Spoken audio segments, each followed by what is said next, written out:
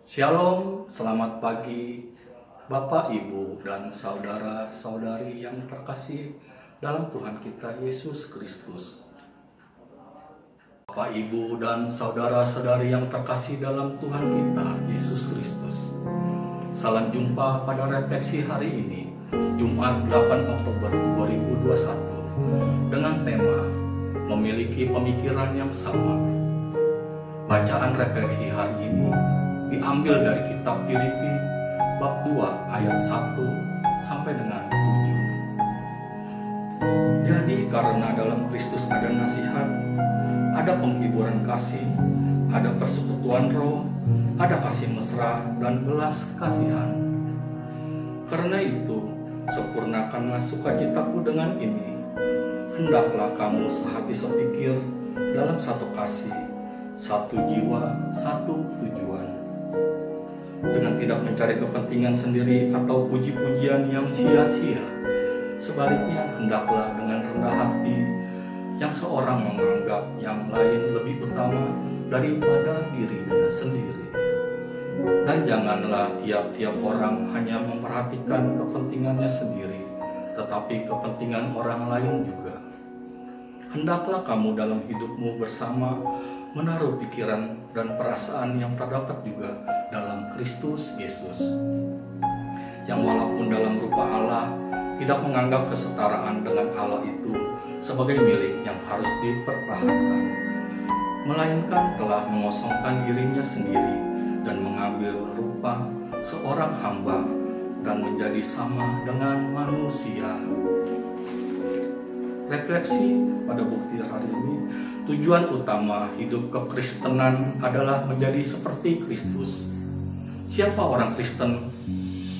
Setiap orang Kristen harus meneladani Kristus dalam hidupnya dan mengikuti jejak hidupnya, sehingga kita menjadi serupa dengan Dia. Banyak orang Kristen bertanya, mana mungkin sama seperti Kristus? Memang dalam keilahiannya, tentu kita tidak akan pernah bisa dan tidak akan mungkin dapat menjadi seperti Kristus. Tetapi dalam aspek kemanusiaannya, tentu kita bisa kudus di dalam kita. Roh Kudus itulah yang memampukan kita untuk hidup sama seperti Kristus.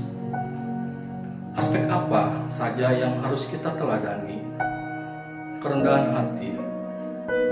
Kitab suci mencatat yang walaupun dalam rupa Allah tidak menganggap kesetaraan dengan Allah itu sebagai milik yang harus dipertahankan, melainkan telah mengosongkan dirinya sendiri dan mengambil rupa seorang hamba dan menjadi sama dengan manusia. Yesus Kristus adalah pribadi yang rendah hati. Dia datang ke dunia bukan untuk dilayani, tetapi untuk melayani. Orang yang rendah hati adalah orang yang rela melayani karena menyadari bahwa dirinya adalah hamba. Inilah pernyataan Paulus. Demikianlah hendaknya orang memandang kami sebagai hamba-hamba Kristus yang kepadanya dipercayakan rahasia Allah.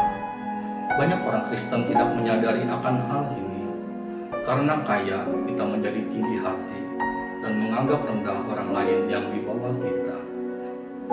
Ketika pelayanannya sudah berhasil dan menjadi hamba Tuhan, merasa besar, tidak sedikit yang menjadi lupa diri. Sikap kita pun mulai berubah, pilih-pilih ladang pelayanan. Mau melayani asal fasilitasnya memadai dan lain-lain. Siapa kita ini? Kristus saja rela membasuh kaki murid-muridnya dengan tujuan supaya kita meneladani Dia. Rendahkanlah dirimu di hadapan Tuhan dan Dia akan meninggikan kamu. Marilah berdoa. Bapa, Engkau adalah sumber kekuatanku. Mungkin aku belum dapat memiliki pemikiran yang sama seperti Engkau. Tapi ya Bapa, mampukanlah aku untuk dapat berusaha mengikuti ajaran-ajaran yang Engkau tanamkan padaku, sehingga aku dapat memiliki pemikiran yang menyerupai seperti apa yang Engkau perbuat. Amin.